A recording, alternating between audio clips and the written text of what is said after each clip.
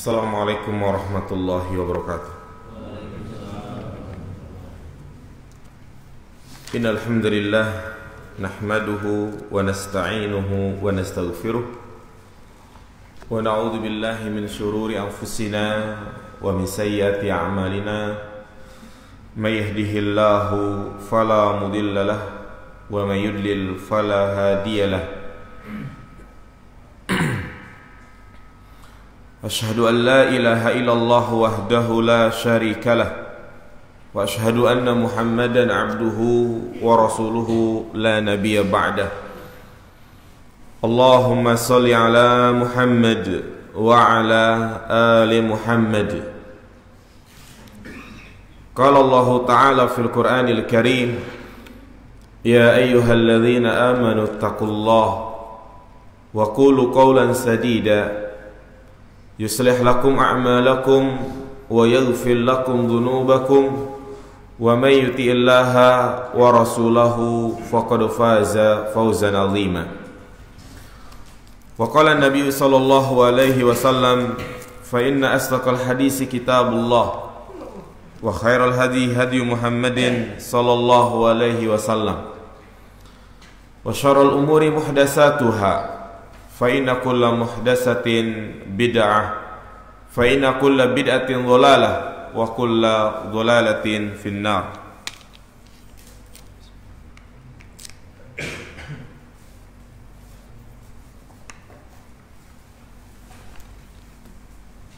Ayyuhal ikhwah, a'azzani Allah wa iyyakum jami'an. Alhamdulillah, segala puji bagi Allah. Kita patut bersyukur kepadanya atas segala nikmat dan karunia yang Ia limpahkan kepada kita semua. Di antaranya adalah nikmat di mana sampai saat ini kita masih diberikan semangat oleh Allah untuk melakukan ibadah kepadanya. Karena memang inilah yang diperintahkan oleh Allah Subhanahu wa taala, agar kita terus-menerus melakukan ibadah, continue di atas ketaatan. Yang ini disebut dengan al-istiqamah, sebagaimana Allah Subhanahu wa taala berpesan, wa'bud rabbaka hatta ya'tiyakal yaqin. Beribadalah kepada Rabbmu sampai datang al-yaqin, yaitu kematian. Allah Subhanahu wa taala memerintahkan kita untuk selalu istiqomah, bukan hanya sekedar memperbanyak amal ibadah, tetapi yang paling penting adalah continue. Amalan yang sedikit bila dilakukan secara continue itu lebih baik daripada seseorang melakukan amalan sekaligus banyak namun tidak continue. Rasulullah mengatakan, ahabbul a'mali ilallah adwamuha wa in qal. Amalan yang paling dicintai oleh Allah Subhanahu wa taala adalah amalan yang dilakukan secara kontinu walaupun itu hanya sedikit. Seperti biasa di majlis yang mulia ini, Sabtu pekan ketiga kita membahas kitab Al-Kabair, yaitu kitab yang menjelaskan tentang dosa-dosa besar. Pada kesempatan yang berbarokah ini kita akan membahas dosa besar, yaitu at-tawalli yaumaz zahfi, lari dari medan pertempuran, lari dari medan perang. Apabila kita berada di kancah peperangan, berhadapan dengan orang-orang kafir, ya memang kita wajib untuk memerangi mereka, maka saat itu kita tidak boleh lari dari medan perang tersebut. Ini menunjukkan kepada kita bahwasanya di sana ada satu syariat yang merupakan puncak dari ajaran Islam, yang Rasulullah SAW menyebutkan dalam hadisnya, yaitu wazirwatu sanamihi al-jihadu fi sabilillah. Puncak dari ajaran Islam yaitu al-jihad, berperang di jalan Allah Subhanahu wa taala. Tentu kalau kita mendengar kata jihad itu memiliki arti yang sangat luas. Karena jihad secara bahasa artinya apa? Bersungguh-sungguh. Kita melawan hawa nafsu kita, melawan godaan syaitan, maka ini bagian dari jihad. Tadi di rumah ketika kita sedang enak tidur, mendengar seruan muazin agar kita berangkat ke masjid, memaksakan diri kita, meninggalkan tempat tidur kita, mengusir rasa ngantuk, maka ini juga bagian dari apa? Al-jihad. Sebagaimana Rasulullah mengatakan, al-mujahidu man jahada nafsahu li ta'atillah. Jihad itu di mana seorang bersungguh-sungguh melawan hawa nafsunya untuk melakukan ketaatan kepada Allah Subhanahu wa taala. Namun di sana ada yang disebut dengan jihad, berperang melawan orang-orang kafir, yang disebut dengan muharabatul kuffar. Yang ini juga bagian dari Islam, melawan orang-orang kafir yang mereka memusuhi kaum muslimin, yang mereka menyerang kaum muslimin, bukan orang-orang kafir yang ada di sekitar kita. Karena tentunya tentang masalah orang kafir, itu orang yang beragama selain Islam, itu bermacam-macam. Ada kafir zimmi, kafir mu'ahad, kafir musta'man, dan kafir harbi. Kafir zimmi yaitu orang-orang kafir non muslim yang mereka di bawah perlindungan pemerintahan kaum muslimin, terjamin keamanannya, terjamin harta mereka. Maka orang kafir seperti ini kita tidak boleh melukainya, tidak boleh merusak kehormatannya, tetap menghormati mereka.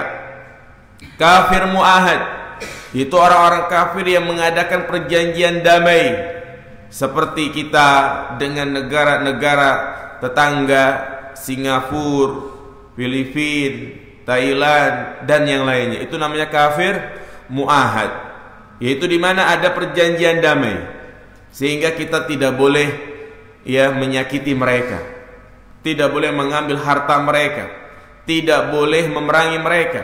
Bahkan Nabi SAW mengatakan, man qatala mu'ahadan aw dhimmiyan lam yarih raihatal jannah. Barang siapa yang membunuh kafir dhimmi, yaitu orang-orang kafir yang di bawah perlindungan pemerintah kaum muslimin, atau kafir mu'ahad, maka dia tidak akan mencium wanginya surga. Jadi non muslim yang ada di masyarakat kita, yang bertetanggaan dengan kita, maka kita juga wajib menghormati mereka.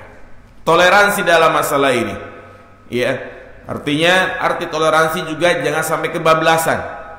Kita membiarkan mereka beribadah, namun kita tidak boleh ikut-ikutan ke acara mereka.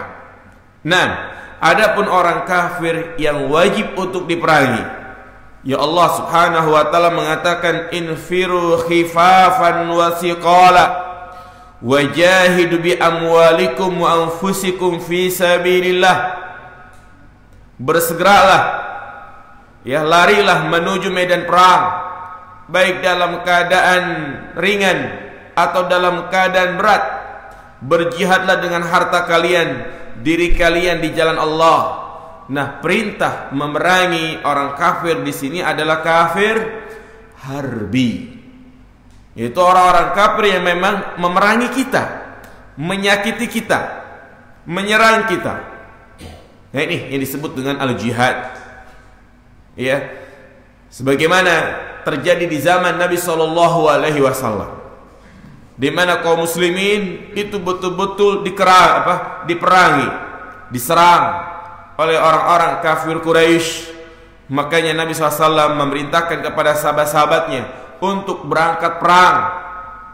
Maka tidak asing di telinga kita berbagai macam peperangan yang dilakukan oleh Nabi SAW.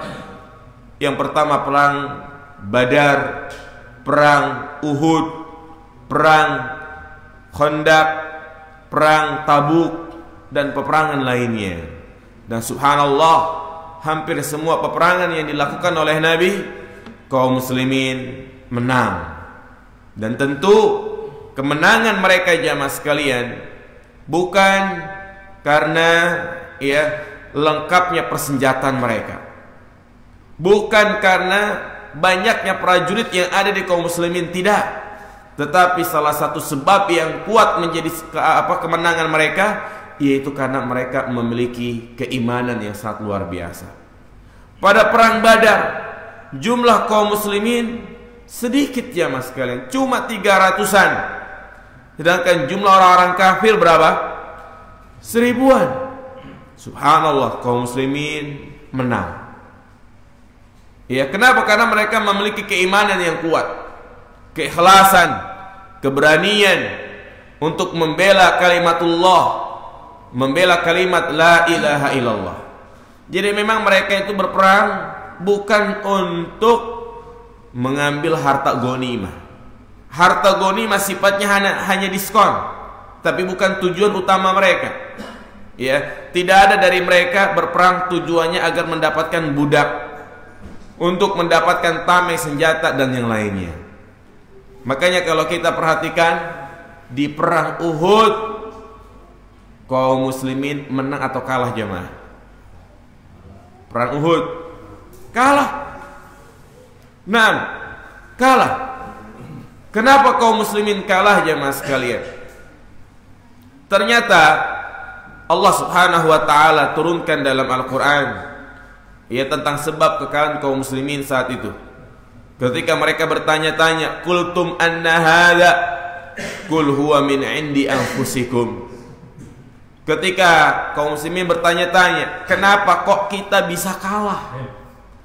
Padahal saat itu masih ada Rasulullah SAW. Namun ternyata mereka kalah, dan Allah katakan, "Qul huwa min indi anfusikum." Ternyata sebab kekalahan kaum muslimin pada perang Uhud itu disebabkan karena kesalahan mereka. Apa kesalahan fatal yang mereka lakukan yang menjadi sebab kaum muslimin kalah? Ternyata mereka, apa ya mas kalian? Tidak taat, menyelisihi perintah Nabi SAW, di mana Rasulullah berpesan kepada beberapa sahabat, terutama mereka yang ada di Jabal Rumah. Yang kalau kita city tour ke Madinah, pasti kita mengenal dan berkunjung ke Jabal Rumah. Jabal Rumah yaitu berada di area Uhud, di mana Rasulullah SAW berpesan kepada 50 pasukan pemanah, hendaklah kalian jangan turun, menang ataupun kalah. Ketika kaum muslimin meraih kemenangan pada putaran pertama, saat itu orang-orang kafir Quraisy yang dipimpin oleh Khalid bin Walid kocar-kacir semua. Ya, saat itu jumlah kaum muslimin lebih sedikit, hanya 700. Yang tadinya berjumlah 1.300 orang pulang karena hasutan tokoh munafik yaitu Abdullah bin Ubay bin Salul. Sedangkan orang-orang kafir Quraisy begitu banyak. Ya. Maka ketika orang-orang kafir Quraisy sudah kocar-kacir meninggalkan area Uhud, ternyata sebagian sahabat yang tadi dipesan jangan turun, mereka turun, membantu saudara-saudara mereka mengambil harta ghanimah. Namun apa daya, tatkala hampir semua turun, Khalid bin Walid yang saat itu masih dalam keadaan kafir menjadi panglima perang yang sangat handal. Bahkan ketika dia masuk Islam dijuluki Saifullah karena memiliki siasat perang yang sangat canggih. Dia memutar haluan. Dia melihat kaum muslimin sedang rebutan, sedang mengambil harta ghanimah. Maka mereka pun itu orang-orang kafir Quraisy berhasil menduduki yang menjadi benteng pertahanan kaum muslimin. Nah ini jamaah sekalian, kalah bukan karena apa-apa, tapi karena mereka menyelisihi perintah Nabi Shallallahu Alaihi Wasallam. Maka ini juga menjadi pelajaran buat kita semua, bahwasanya sebab kekalahan kaum muslimin di zaman sekarang ini, banyak umat Islam yang dirongrong, dihasut, dicemooh.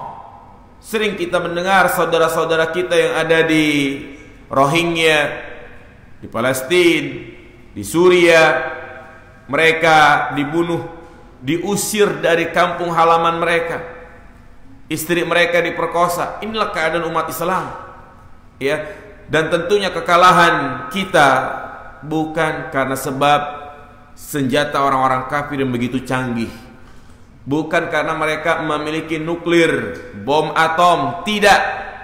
Tetapi kekalahan itu berasal dari diri kita, di mana kita banyak meninggalkan inti dari ajaran Islam. Apa kata Nabi SAW? Idza tabayatum bil inah wa akhadtum adnabal baqar wa raditumuz zar' sallallahu alaikum dhullan la yanzi'uhu hatta tarji'u ila dinikum. Ini kata Nabi. Ternyata ini terjadi. Apa kata Nabi? Apabila kalian melakukan jual beli inah. Apa itu jual beli inah? Riba yang sudah merajalela. Hampir setiap transaksi di situ ada riba. Beli mobil, beli motor, beli rumah, pinjam ke bank, semuanya ada ribanya. Walaupun dihias dengan kata-kata indah, bunga. Wa akhadtum aznabal baqar, dan kalian mengambil ekor sapi. Artinya kalian sibuk dengan dunia, sibuk dengan pekerjaan, lalai dari kewajibannya sebagai seorang muslim. Terlalu ngoyo dalam mengejar dunia. Apa kata Nabi SAW? Sallallahu alaikum dhullan, maka Allah akan menghinakan kalian. Sampai kapan? Hatta tarji'u ila dinikum, sampai kalian kembali kepada agama kalian. Demikian pula Rasulullah mengatakan, yushikul umamu an tada'a alaikum kama tada'al akalatu ila qas'atiha. Hampir-hampir saja kalian kaum muslimin nanti akan dirongrong, akan diserang seperti makanan yang ada di nampan direbutin oleh orang-orang yang ada di sekitarnya. Sampai ada sahabat yang mengatakan, ya Rasulullah, amin qillatin nahnu yawma idzin. Apakah saat itu kita sedikit ya Rasulullah?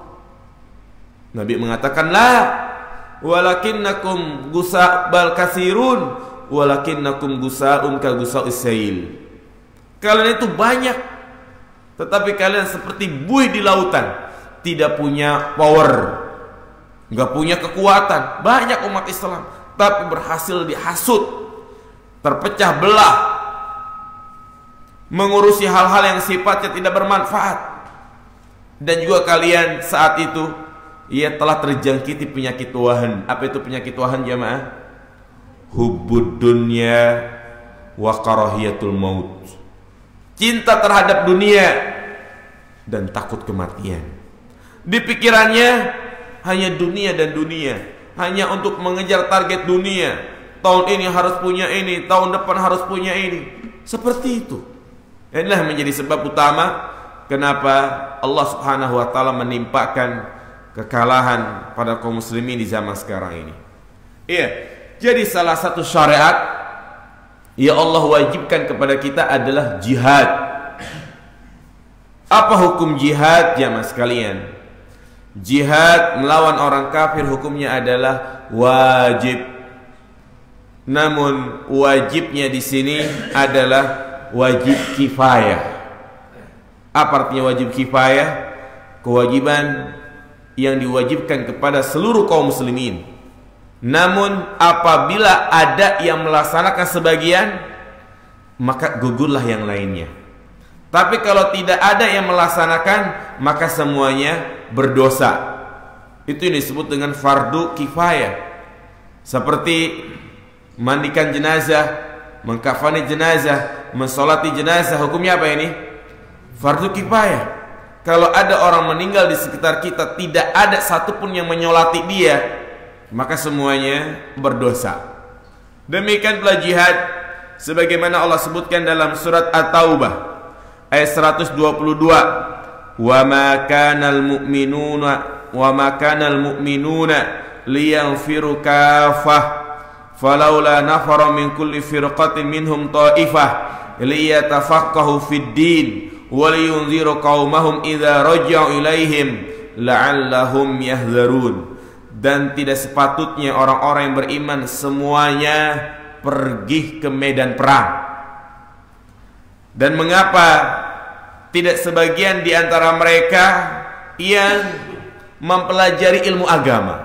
Nah ini Allah mengatakan tidak patut bagi seluruh orang beriman semuanya berangkat perang, tapi hendaklah sebagian dari mereka yang belajar ilmu agama, mempelajari ilmu syar'i.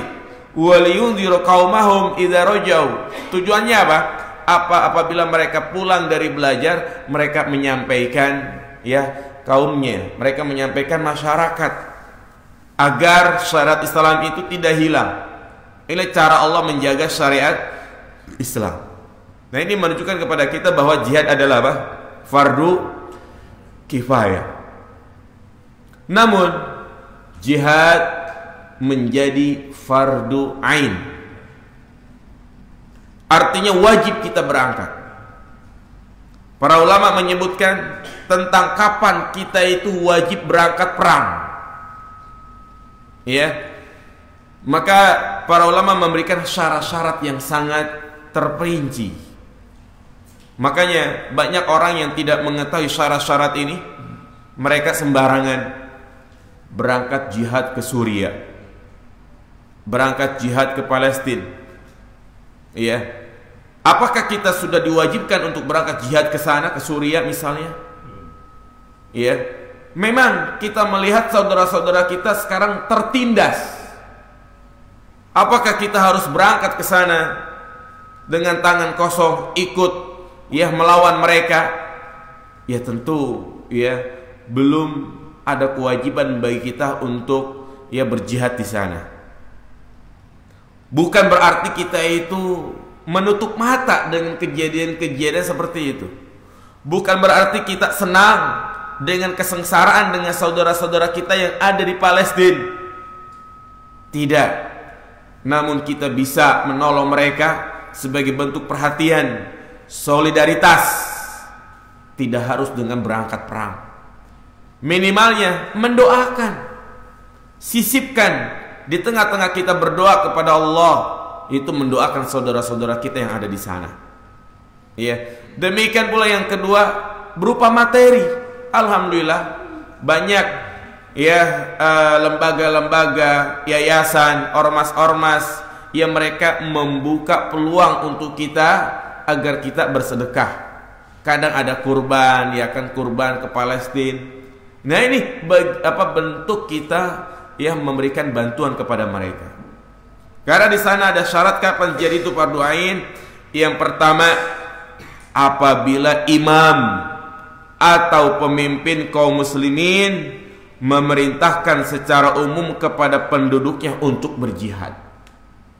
Jadi misalnya presiden kita memberikan komando wajib kepada masyarakat Indonesia untuk berjihad.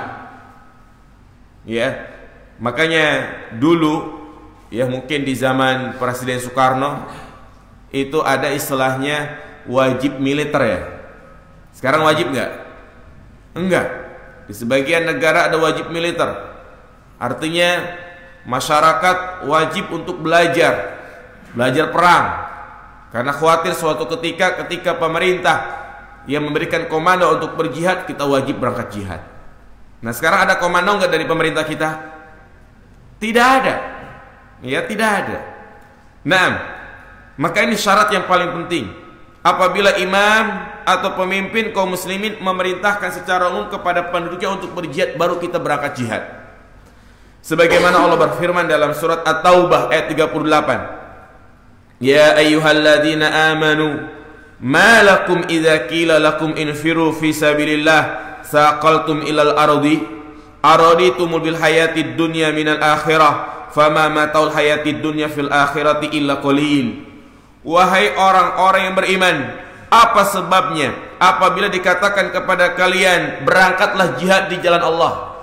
Ini kalimat-kalimat infiru fisabilillah, berangkatlah kalian jihad di jalan Allah.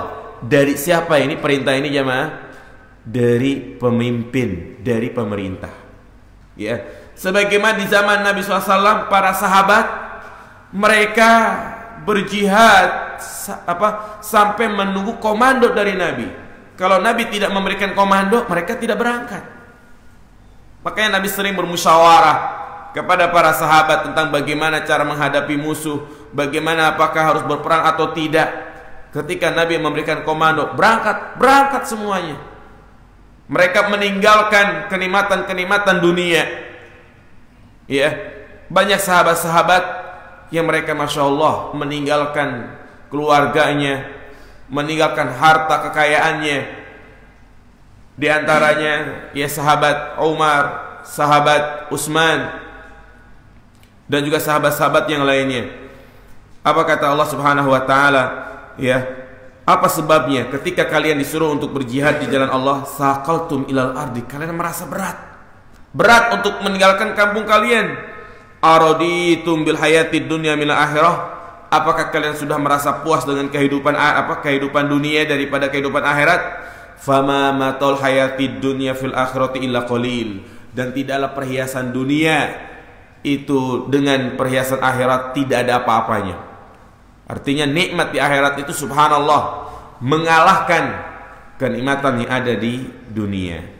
Nah, kemudian juga Nabi mengatakan wa idastunfirtum fanfiru, apabila kalian diminta untuk berangkat. Julaibib jamaah sekalian, pernah dengar sahabat yang bernama Julaibib? Julaibib baru menikah. Ya, kemudian ada perintah untuk berjihad, dia langsung berangkat. Demikian pula Hanzalah yang belum sempat mandi junub. Pernah dengar kisah Hanzalah?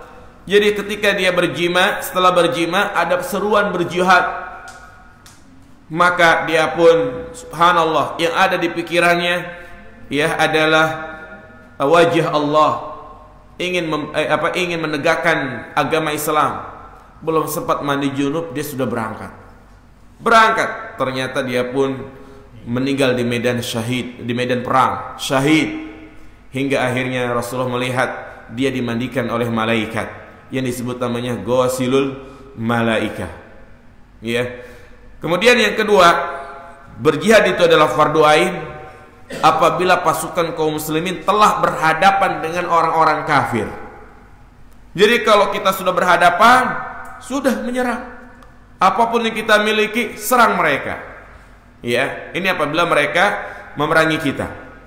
Kemudian juga yang ketiga, apabila musuh menyerang suatu negeri, maka wajib ain atas setiap penduduk negeri untuk menghadapnya atau membela diri. Ya, dan tentu yang menyerang kita adalah orang kafir, bukan sesama muslim. Ya, kalau kadang ada antar warga gitu kan, warga RT 0102 misalnya, ternyata ada salah satu warga dari 01 misalnya disakiti oleh warga 02, nggak terima, serang, maka ini bukan jihad. Ya, ini bukan jihad. Tapi kalau dia meninggal saat itu, ini mati konyol. Ya, kemudian juga apabila seorang dibutuhkan dan tidak didapatkan orang yang mampu menjalankan selain dia. Kadang ya pemerintah atau komando meminta kita, karena mungkin kita pandai bersenjata, diminta kita untuk berperang, maka kita wajib untuk berangkat. Ya. Nah ini, jadi memiliki kriteria, memiliki syarat-syarat yang enggak serampangan. Makanya ya hati-hati dengan beberapa kelompok yang mengatasnamakan Islam, yang kadang bermodalkan semangat saja mereka memberanikan diri untuk berangkat ke Suriah. Ternyata pas sampai di Suriah, bingung dia apa yang dia lakukan. Nggak punya senjata. Di sana itu fitnah luar biasa. Ya, fitnah luar biasa. Kadang sesama antar kaum muslimin berperang. Ya, seperti misalnya ISIS yang dicap sebagai kelompok yang radikal. Mereka juga mengatasnamakan dirinya apa? Muslim. Ternyata yang mereka perangi bukan tentara-tentara Amerika, bukan orang-orang Barat, bukan orang-orang yang memusuhi Islam, tapi mereka malah menyerang kaum muslimin itu sendiri. Ya. Nah, itulah jamaah yang dirahmati Allah Subhanahu wa taala, fitnah yang sangat luar biasa. Ya. Maka ketika kita sudah berhadapan di medan perang, sudah berhadapan dengan musuh, kita tidak boleh kabur. Kabur dari medan perang, ngumpet. Ya, pulang, kembali ke rumahnya. Ya, kangen sama istrinya misalnya. Maka ini termasuk dosa besar. Apa kata Allah Subhanahu wa taala dalam surat Al-Anfal ayat 15? Wa may yuwallihim yawma idzin duburahu illa mutaharrifan liqitalin aw mutahayyizan ila fi'atin faqad ba'a bi ghadabin minallah wa ma'wahu jahannam wa bi'sal masir. Artinya, barang siapa yang mundur pada waktu itu, yaitu mundur di medan perang ketika musuh sudah berhadapan, ya, kecuali berbelok untuk siasat dan hendak menggabungkan diri dengan pasukan yang lain, maka sungguh orang itu kembali dengan membawa kemurkaan dari Allah. Faqad ba'a bi ghadabin minallah. Ya, bukan hanya dia mendapatkan kemurkaan, wa mawahu jahannam, dan tempat kembalinya itu di mana? Di neraka jahanam. Ancaman yang sangat keras dari Allah Subhanahu wa taala. Orang yang lari dari medan perang, dia mendapatkan kemurkaan Allah dan tempatnya di mana? Di neraka. Demikian pula Allah mengatakan dalam surat Al-Anfal ayat 16, ya ayyuhalladzina amanu idza laqitumul ladzina kafaru zahfa fala tuwalluhumul adbar. Wahai orang-orang yang beriman, apabila kalian bertemu dengan orang-orang kafir di medan perang, maka janganlah kalian lari dari mereka.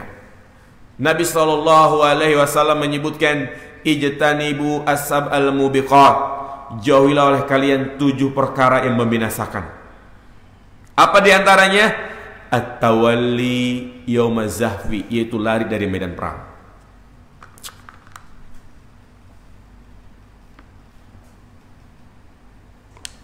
Nah, ayat ini memberikan faedah berkaitan dengan pembahasan kita.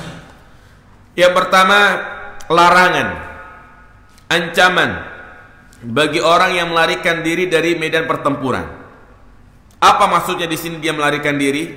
Yaitu melarikan diri dari barisan perang pada hari peperangan, di saat kaum muslimin melakukan penyerangan terhadap kafirin. Kemudian yang kedua, apa sebabnya? Kenapa kita dilarang untuk lari saat itu?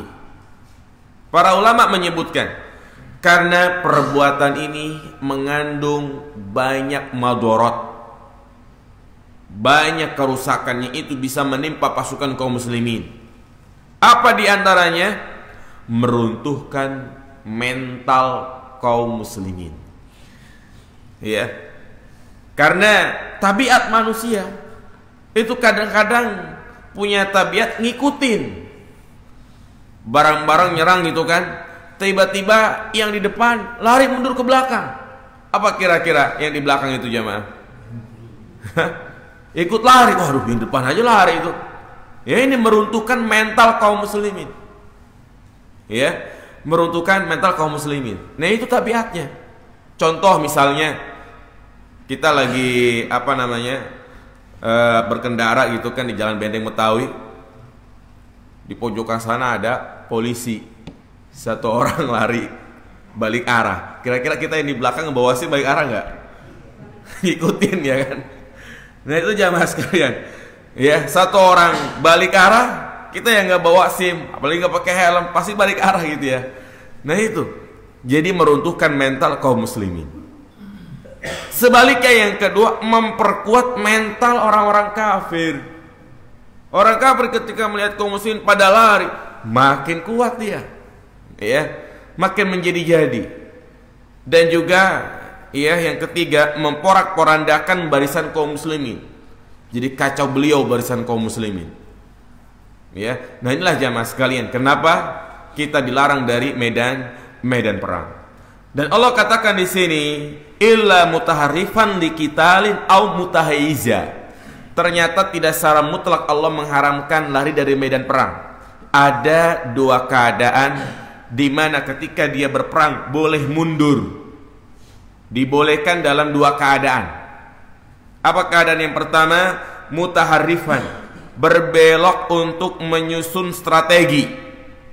Mundur dari tempat yang sempit ke tempat yang lebih luas. Mundur untuk memperbaiki senjata. Nah, ini boleh. Jadi ketika dia berhadapan, mundur dulu. Masang peluru misalnya.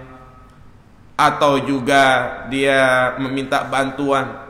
Atau mengambil senjata yang lebih canggih lagi. Nah, ini boleh. Ya, tapi bukan berarti mundur terus.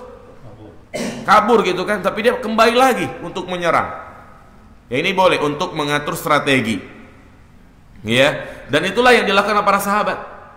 Jadi diatur strategi.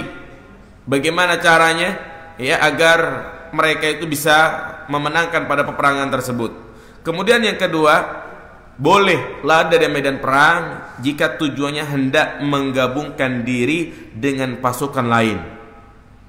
Jadi misalnya dia sedang berperang, ada yang minta tolong, ternyata temannya sedang dikepung, maka ini boleh kita lari dari situ untuk membantu saudara-saudaranya yang sedang dalam keadaan terkepung. Ya, ini dua keadaan di mana bolehnya seorang lari dari medan apa? Dari medan perang.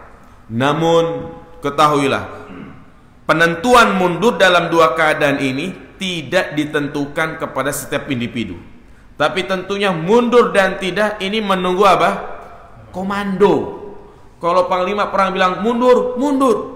Kalau maju, maju. Jadi gak bisa sendirian.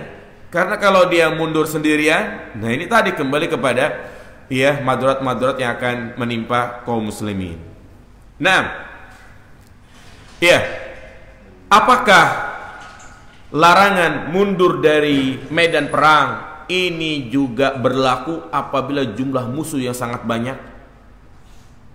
Karena kalau kita lihat di beberapa peperangan, ada peperangan yang dilakukan oleh para sahabat di mana mereka mundur. Mundur bukan karena dua sebab tadi. Ya, ini perlu dipahami. Ya, bagaimana jika pasukan musuh berlipat ganda, jauh di atas kaum muslimin, bukan 1:3, tapi ini 1:10, atau mungkin 1:100. Kalau kita menghadapi, udah pasti apa ini? Kalah, ya kan? Maka dalam kondisi seperti ini mundur atau tidak? Ya, apabila kaum muslimin memperkirakan mampu menghadapi musuh, maka diharuskan untuk tetap bersabar dan menghadapinya. Allah Subhanahu wa taala berfirman dalam surat Al-Anfal ayat 45, ya ayyuhalladzina amanu idza laqitum fi'atan fasbutu wadhkurullaha katsiran la'allakum tuflihun. Wahai orang-orang yang beriman, apabila kalian berjumpa dengan pasukan orang-orang kafir, maka mintalah ketetapan kepada Allah, ingatlah Allah agar kalian beruntung. Artinya agar kalian menang. Dan juga Allah menegaskan dalam surat Al-Anfal juga, ya ayyuhan nabi harridil mu'minina 'alal qital iyakun minkum ishruna sabirun yaglibu mi'atain wa iyakun minkum mi'atan wa iyyakum minkum mi'atan yaglibu alfan minal ladzina kafaru bi annahum qaumul la yafqahun. Wahai Nabi, kobarkanlah semangat orang-orang yang beriman untuk berperang. Jika di antara kalian itu 20 orang-orang yang sabar, maka dia bisa mengalahkan 200. Berarti berapa banding berapa ini? Hah? 20 lawan 100. 50 ya? 5. Wa iyyakum minkum mi'atan yaglibu alfan. Dan juga tetap kobarkanlah semangat kaum muslimin apabila kalian 100 dan musuh kalian 1000. Berapa ini bandingannya? Ya. 6. Berarti ayat ini menjelaskan jika jumlah kaum muslimin hanya 100, 200, jumlah orang-orang kafir 1000, tetap dilawan gak? Hah? Dilawan, mau KO. Iya. Maka ketahuilah jamaah sekalian, ayat ini itu ya mansukh, dihapus dengan ayat setelahnya, yaitu di mana apabila kaum muslimin memperkirakan akan hancur bila tidak melarikan diri, maka boleh untuknya melarikan diri. Karena ini jumlah yang tidak sebanding. Makanya Allah turunkan ayat berikutnya, ya al-an khaffafallahu ankum. Sekarang Allah meringankan kalian. Wa alima anna fikum dha'fa. Dan Allah tahu, paham kalian itu yang lemah. Fa iyyakum minkum mi'ata sabirah yaglibu mi'atain wa iyyakum minkum alf yaglibu alfaini biidznillah wallahu ma'as-sabirin.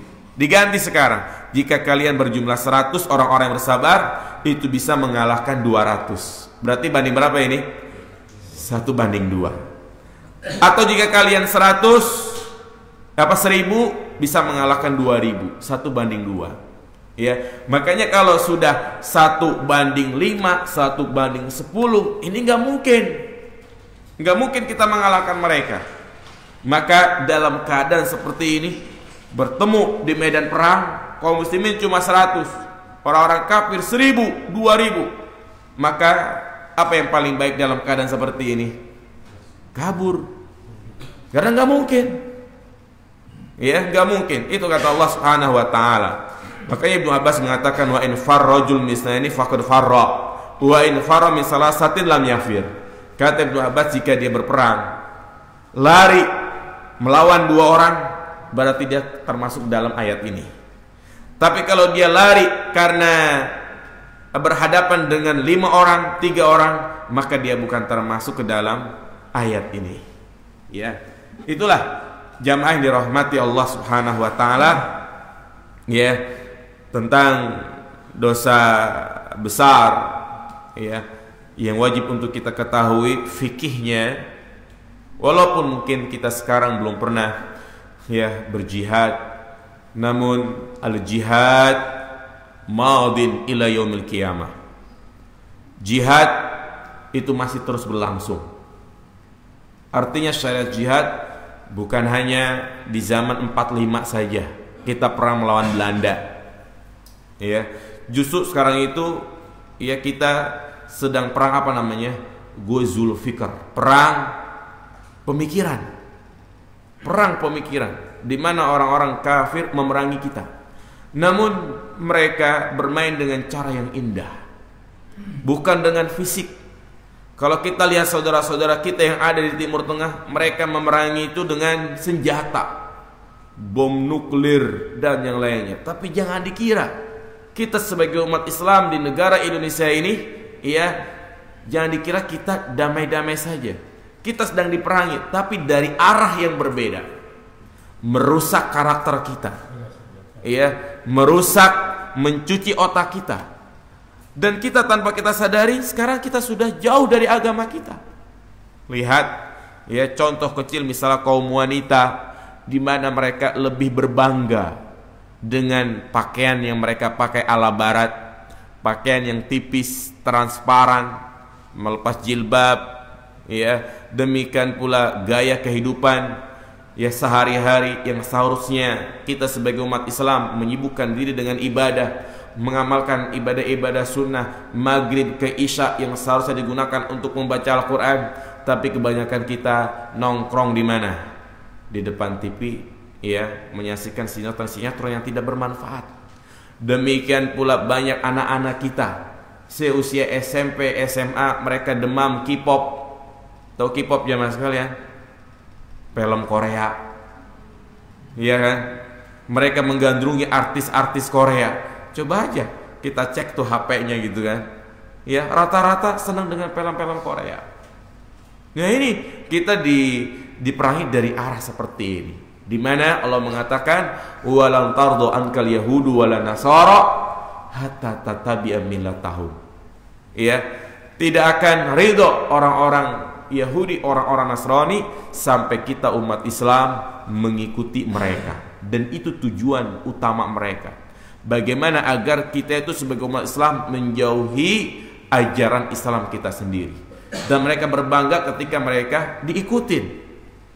Ya, maka jagalah diri kita, keluarga kita, anak-anak kita dari fitnah seperti ini. Inilah fitnah yang sangat berbahaya, di mana ya mereka betul-betul memutus semangat untuk berjihad, semangat untuk membela agama Islam.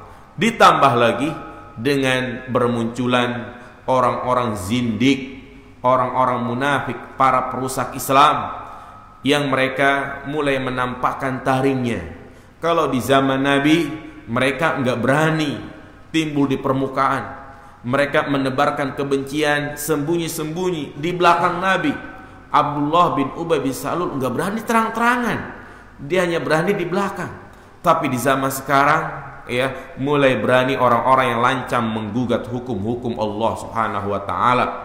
Apa di antaranya? Yaitulah mereka yang menghalalkan apa yang jelas Allah haramkan. Seperti akhir-akhir ini kita dihebohkan dengan berita adanya seorang doktor yang berhasil mempertahankan disertasinya tentang hubungan intim di luar nikah yang dinilai tidak melanggar hukum-hukum Islam. Nauzubillah jamaah sekalian. Tentu ini bukanlah pemikiran sesat yang pertama terjadi di negeri kita. Ya, dari orang-orang zindik, ya memang itulah kerjaan mereka. Dari tahun ke tahun kita mendapatkan berita-berita seperti ini. Jangan kaget. Dulu mereka mengatakan bahwa semua agama sama. Kemudian juga ada di antara mereka yang mengoceh bahwasanya LGBT halal. Ya, kemudian kurban dibilang sebagai bentuk kekerasan. Lebih baik uangnya dikasih kepada fakir miskin untuk biaya sekolah daripada kurban. Ya, kemudian poligami dianggap apa? Kezoliman, melanggar hak asasi manusia terhadap kaum wanita. Ya, ini jelas kufur jamaah sekalian.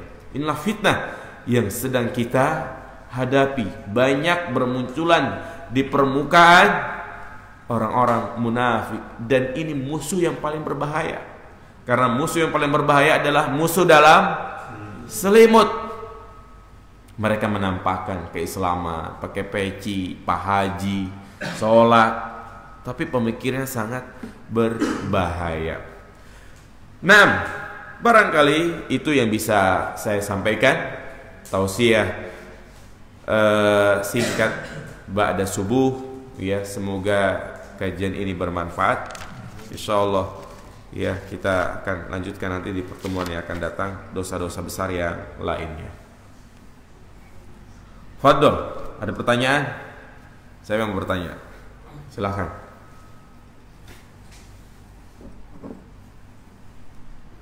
Iya, silakan.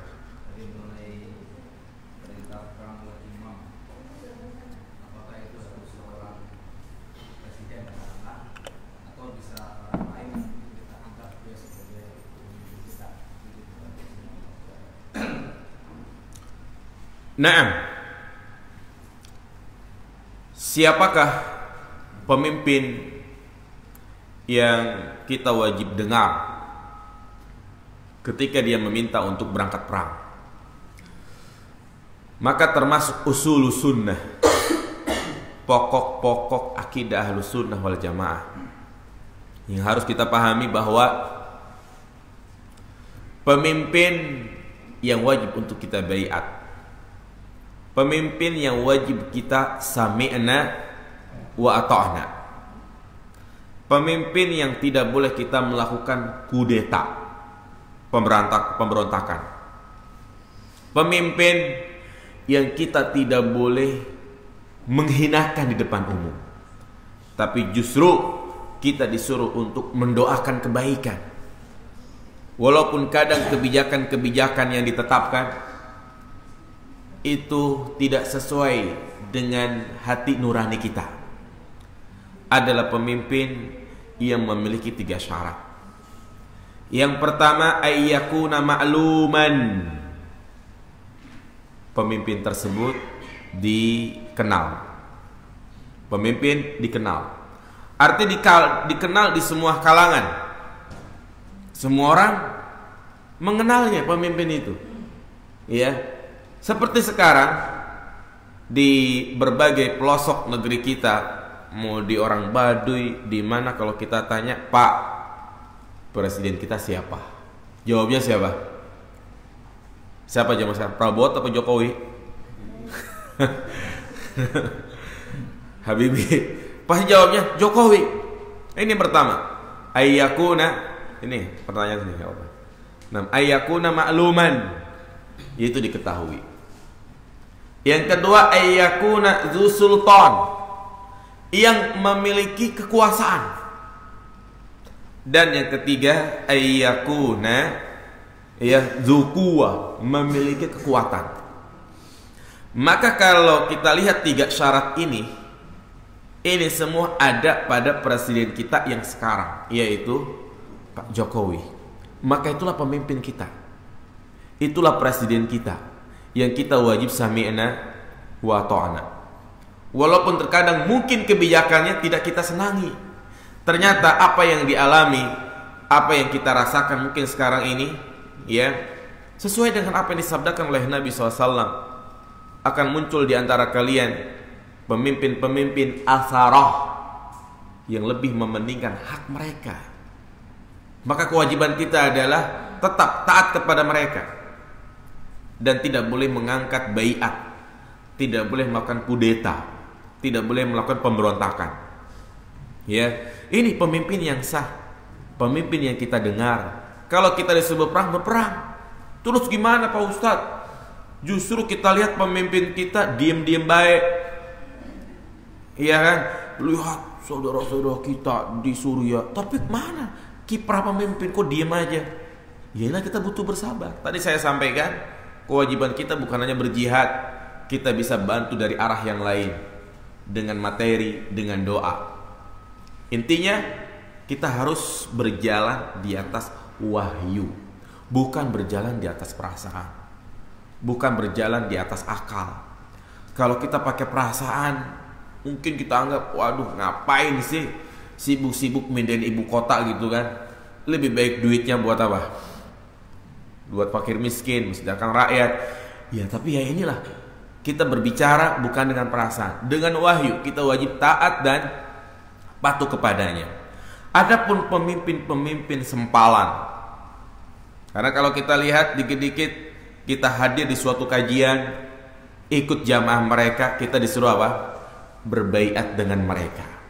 Pemimpin bawah tanah. Mungkin saya sebut salah satu kelompok yang memang disesatkan oleh MUI, yaitu apa? LDII. Ada orang di sini ya. Nah, yaitu ya mereka harus baiat kepada jamaah mereka. Harus bersedekah, berinfak, nanti dapat kunci surga. Ya ini nggak benar.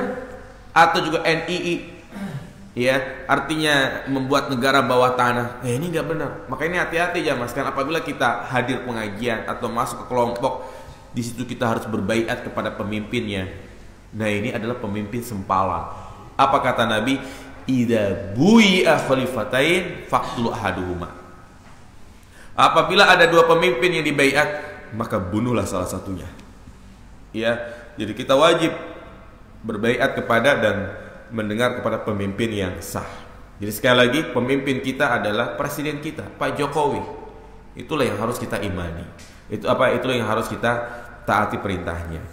Nah, bagaimana jihadnya ibu-ibu di zaman sekarang, zaman now? Ya jihadnya ibu-ibu bantu suaminya, taat kepada suaminya. Walaupun dalam keadaan berat, pagi-pagi pengennya tidur, dia harus berjihad melawan hawa nafsunya untuk buat sarapan suaminya, ngantar anak-anak. Ya, di malam hari ketika cuaca sangat dingin, suaminya meminta untuk dipenuhi kebutuhannya, jihad penuhi kebutuhan suaminya. Itu jihad bagi ibu-ibu. Kemudian juga pernah datang seorang sahabiah kepada Nabi Shallallahu Alaihi Wasallam, ya Rasulullah, enak laki-laki mah ada syariat jihad. Kalau kita membaca keutamaan jihad, subhanallah, orang yang berjihad, ya ketika dia mati sudah diperlihatkan tempatnya di surga. Ketika dia syahid, maka ditunggu oleh 70 bidadari. 70 bidadari, bukan 1, 2, 3 jamaah sekalian. Orang yang berjihad, ya, dia akan selamat dari fazul akbar, hari di mana manusia itu dalam keadaan kebingungan, kegelisahan. Orang yang mati syahid, mereka aman dari situ. Banyak wanita di zaman Nabi ini mereka iri gitu kan. Ini bukan iri tapi gitu toh. Enak laki-laki mah pada jihad, perempuan mah enggak. Apa kata Nabi? Alaihinna jihad. Naam, dia wajib berjihad. La qitala fi, tapi tidak ada pertempuran di dalamnya. Apa itu? Al-hajju wal umroh, haji dan umroh. Jadi wanita yang ingin mendapatkan pahala setara dengan jihad, yaitu melaksanakan apa? Ibadah haji dan umroh. Iya. Kemudian yang kedua, hukum mendonorkan bagian tubuh ke orang lain yang membutuhkan. Boleh atau tidak? Hukum asalnya tidak boleh. Iya. Baik dalam keadaan masih hidup atau sudah mati, tidak boleh kita ambil organ tubuhnya. Kenapa? Ya tidak bolehnya kita mengambil organ tubuh yang udah meninggal. Apa kata Nabi? Kasru azbil maitati kasri hayyan. Mematahkan tulang orang yang mati maka sama saja mematahkan tulang orang yang masih hidup. Otopsi, donor ginjal, hukum asalnya nggak boleh. Dibolehkan jika memang dalam keadaan pertama darurat dan yang kedua tidak membahayakan dia. Ya. Jadi itu mungkin yang bisa saya sampaikan. Semoga kajian ini bermanfaat. Sarapan di luar sudah menunggu. Jadi jangan pada pulang. Ya. Subhanakallahumma wa bihamdika asyhadu an la ilaha illa anta astaghfiruka wa atubu ilaik. Assalamualaikum warahmatullahi wabarakatuh. Waalaikumsalam. Iya.